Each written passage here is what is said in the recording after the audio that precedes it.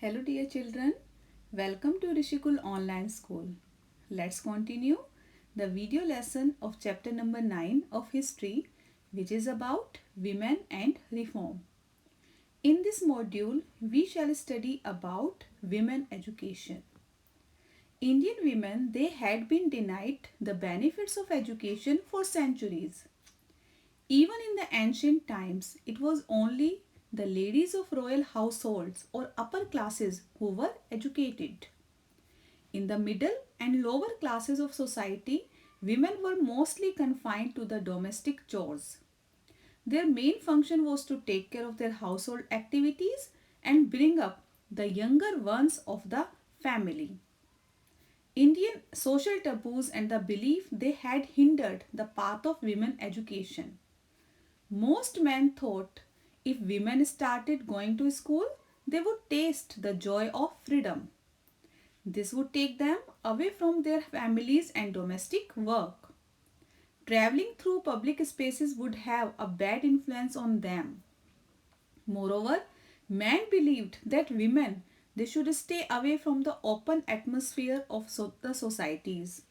Thus, initially women were taught at homes by open-minded fathers or husbands. It was the Parsis who took active steps towards education of women.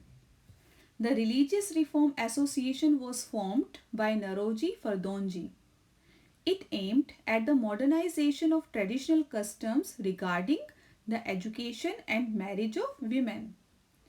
Dada Bhai Naroji, he propagated widow remarriage and education through his newspaper Rast Goftar. Rast Goftar, it is an Anglo-Gujarati word which means truth teller. He advocated uniform laws of inheritance and marriage for the Parsis. Now we shall talk about J.D. Bethune. So J.D. Bethune, he opened schools for girls in Calcutta. As the president of the Council of Education, he enacted many regulations in favor of girls to attract them towards schools. Arrangements of school transport were made for girls. No male was supposed to enter the institution. After his death, the work towards women education was carried forward by Ishwar Chand Vidyasagar. This is the pic of the Elphinstone Institution of Bombay, which was started some experimental schools in 1847. After their success, similar schools they were opened in Ahmedabad and Surat.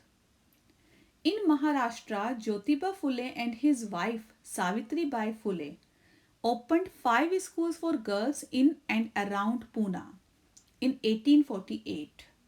Savitri Bai, she was the first woman teacher of modern Maharashtra. A school for the Mang and Meher, which are also termed as untouchables, were opened in 1851, for which they were criticized by the orthodox groups.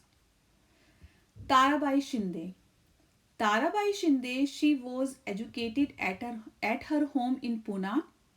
She published a book, Stri Purush Tulna, in which she criticized the social differences between men and women. So this was all about this module. We shall continue the chapter with the next module. Thank you. Have a nice day.